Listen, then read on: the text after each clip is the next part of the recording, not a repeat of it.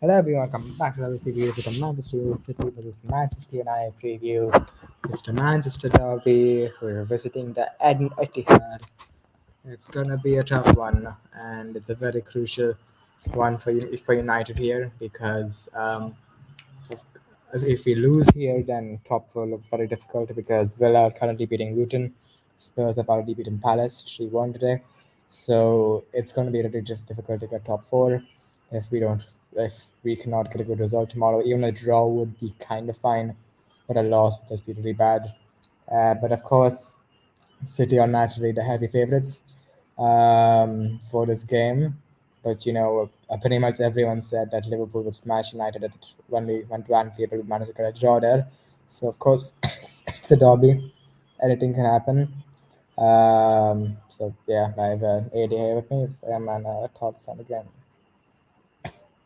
Uh, as Sean Mills put it out there, I think I'm still waiting on America. you guys are gonna need a miracle to beat City, We don't especially even have that team. Hoyland. We don't even have Hoyland, so you can't even you can't even work his magic in this game. Uh, yeah, and I will say this though, not to discredit City or anything. I feel like they Mhm. have been worse this season than compared to last season. Yeah, I don't think they have been as I good. mean, to be fair, they just came out holding a treble, so naturally they do. Yeah, that's true. Obviously, you would expect a drop off, but I still haven't really been convincing. Fun fact for you: City have only won one game against the top six teams this season. And I think you know which team that they was the only team they won against this season, top six. Oh, us. Yeah. But I mean, I actually do think we can at least get a draw in this game. I mean, freaking Chelsea got a draw. I'm not even talking about Stamford Bridge. At the Etihad, they got a draw against City because they hit them on the break. So I feel like we could maybe do something similar. And also, I heard Chelsea could have won that game. Yeah, I mean, I didn't watch it, but yeah, I mean, maybe. But yeah, of course, there's a lot of things going on around as well. I'm not sure if you've heard of it, but Marcus Rashford did an interview basically calling out everyone who criticized him. It wasn't really regarding his performances, but regarding the fact that his effort and his work ethic for Manchester United has been questioned, and that's where he crossed the line. He basically said that like it's fine if you criticize my performances, but don't ever question my commitment and my work ethic for this club. My thoughts on it are whatever he said is fine. It's all fine. But the fact of the matter is, it's irrelevant. If he doesn't perform on the pitch, it's irrelevant. Everything he said, it's irrelevant. So yeah. Um, Yeah, and it's tricky because for me, you're not in any position. I because Rashford, you've been at the correct me if I'm wrong, T-Tennis. Rashford's been at the club for like I think like around 7 years, I think. I think 2020, he broke through in 2016, so now it's 2024, 8 years coming up. 8 years. I feel like at this point you should be settled in. You should be at your prime. Am I wrong to say that? I think you're right to say that, but the thing is, the thing I don't get about Rashford is that we know what he can do. You and I both know that when he's on it, he can be one of the best players in the Premier League. I remember 2019, 2020, for around 2 to 3 months, best player in the Premier League. And last season, for pretty much most of last season, he was one of the best players in the Premier League. But this season, I would say really the second half. I would say second half he exploded. yeah, but even first half, he was like good still. Um, Yeah, second half he was amazing. Yeah, and yeah, I mean, I mean, like I remember, like Xavi called him one of the most dangerous players in Europe when we went to the when we went to the Cup now. So I mean, we know what he can do, but the problem is that it's not even about the form; it's just about his body language, and it's just that I of course, do not know him personally. I do not know the details of what he's been through at Manchester United. I've just heard of stories. So I cannot completely confirm whether this is true or not. But from my analyzation as a Manchester United fan, from just using my eyesight, in my opinion, in my view, there's been times where he's kind of just not looked interested on the pitch. I don't know why that is. I don't know if it's a personal reason. I don't know if it's injury. I don't know why. but it just seems to be the case. But yeah, I mean, um, football works in funny ways. I mean, who knows? He could got a hat trick tomorrow. Who knows? Football works in funny ways. Probably not. Man, if Rashford scores a hat trick, that'd be crazy. Yeah, but yeah. Going to injuries, Mason Mount is still not back from Manchester United. Honestly, not like I have no idea what's going to happen with him. I don't even know what he'll play when he comes back. But I mean, let's see. Hoyland and Martinez are still out, though I have heard that Hoyland will probably be back for the Liverpool game in the FA Cup, so that's good. Lissandro could potentially be back, I heard as well, so that's good. But for this game, I think it's the same selection as against Forest. Um, so it's going to be very interesting. I mean, uh, this is just the thing is what we did last season. You know what? This is a bit of an odd thing to say for a Manchester Derby preview, but we miss Fred so much because last season I remember when we went to, when we played you guys at Old Trafford and even at the Camp Nou. Fred was so pivotal in both games because, especially at Old Trafford, because Ten Hag essentially just put him on man marking duty on De Jong, and he did the exact same thing in the against City. Against I remember in the FA Cup final, if I'm not wrong, De Bruyne had a very quiet game, and we kept Haaland quiet as well. Same with the game in the Premier League at Old Trafford, and I know it was a bit of a controversial game, but still Haaland was pretty. Didn't have any chances that game. De Bruyne was out of the game, and that was because Fred was man marking him. So the thing is, now I'm looking at the United team. In my opinion, the way to beat City is if you keep De Bruyne out, a lot of your job is done. Because if you keep De Bruyne out, then automatically Haaland gets much less service. Then his only service comes from the wingers. But if you get your wingers to properly track back, like Anthony, I know he's not good going forward, but defensively he does work hard. You need your wingers to work hard, track back. You can keep their wingers out of the game as well. And then on the break, try to counter attack and score. I think that's what we did last season and it worked. But the problem is, I'm looking at his team right now. I don't see anyone who can man mark De Bruyne. Maybe Mainu, but that's a lot of pressure on him for an 18-year-old.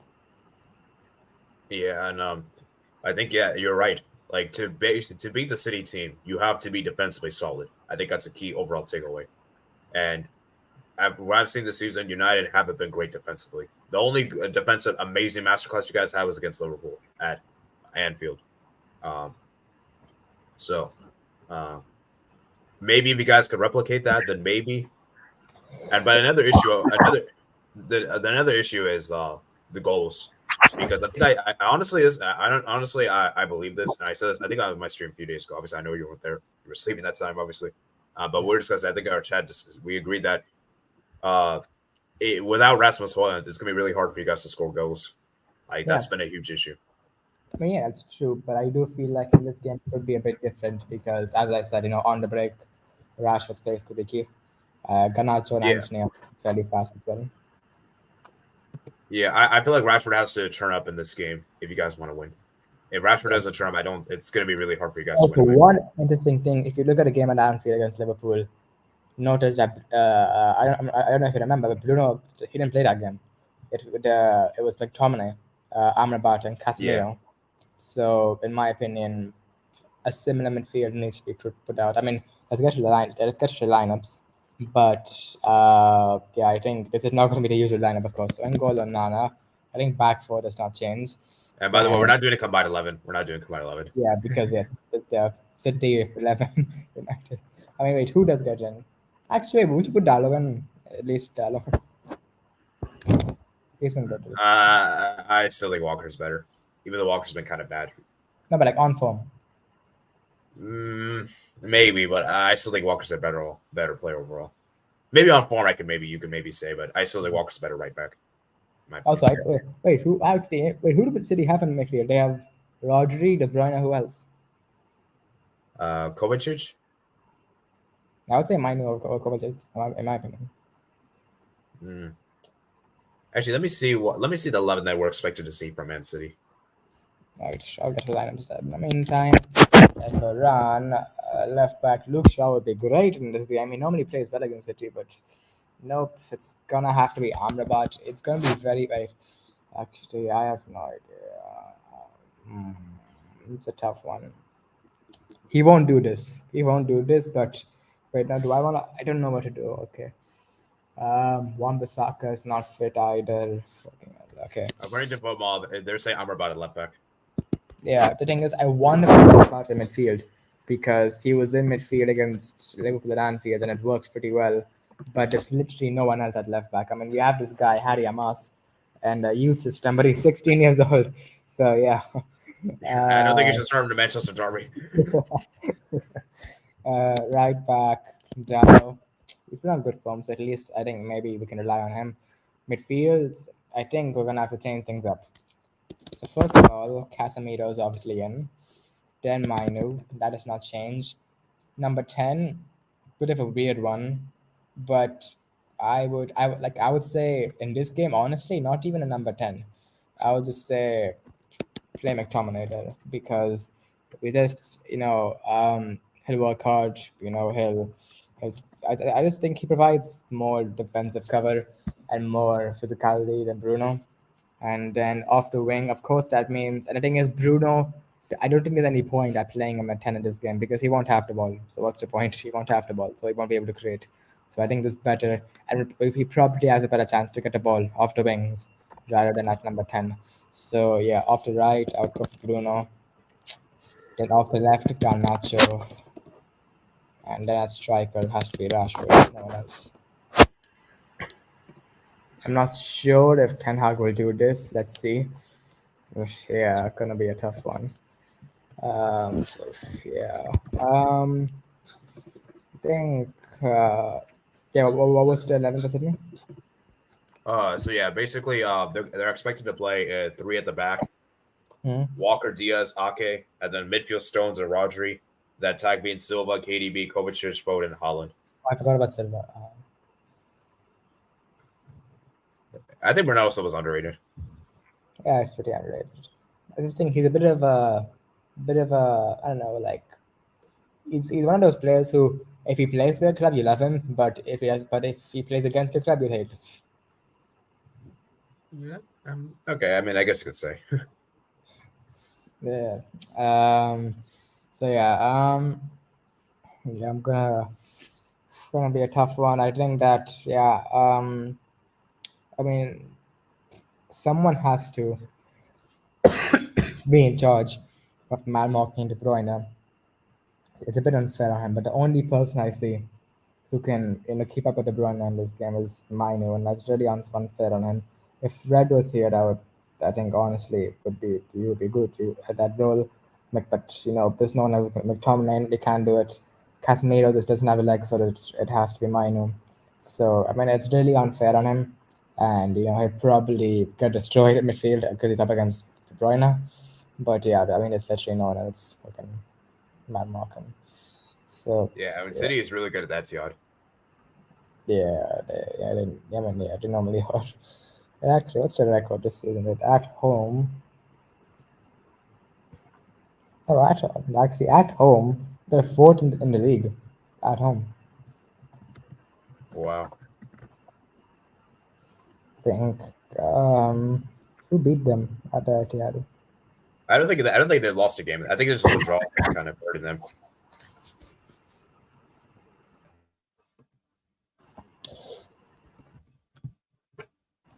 Yeah. Yeah, they haven't lost a game at the Etihad this season. So Yeah, it's just then a draws. It's a draws basically. yeah. And I mean, keep in mind, next two games would be pretty big for City in the title race because after this they have Liverpool, which will be big. And punch off yourself after Liverpool got a last minute winner against Yeah, I know, I Fulham. know. And yeah, this freaking yeah, I mean, let's see what happens. But yeah, so with City, I think that I feel like I don't really like a lot of United fans are just saying, "Oh, 4-0 to City, or 3-0 to City." I just feel like back your team. Like this team has shown that even when, and we've not even been that bad in 2024, we've been decent. Just against Fulham, we kind of collapsed, and we also had a lot of injuries. But before that, we were on really good form. back then against when we were at Anfield, we were on our knees. We were, I think were we out of the Champions League? That I'm not sure, but yeah, we were on our knees at Yeah, I that think you're point. out of the Champions League. Yeah, we were out of the Champions League. We were, what was the previous games and that? Yeah, we lost 3-0 to Bournemouth in the previous game. And we managed to get a draw. So I just feel like I understand that it's a bit scary facing the City team, especially at their home ground. But it's football; anything is possible. And yeah, I think we can at least get a draw. A draw would be fine. Then build upon that because we've got some important games coming up. Of course, we've got who do we have? Wow, for City, we have Everton. Okay, yeah, we have Everton. Then we have Liverpool and the FA Cup, and the FA Cup is important for us. And um, yeah. So a draw tomorrow, I think, will be fine, and we can build upon that and see where that takes us. Also, I think by the Everton game, we'll have some players back.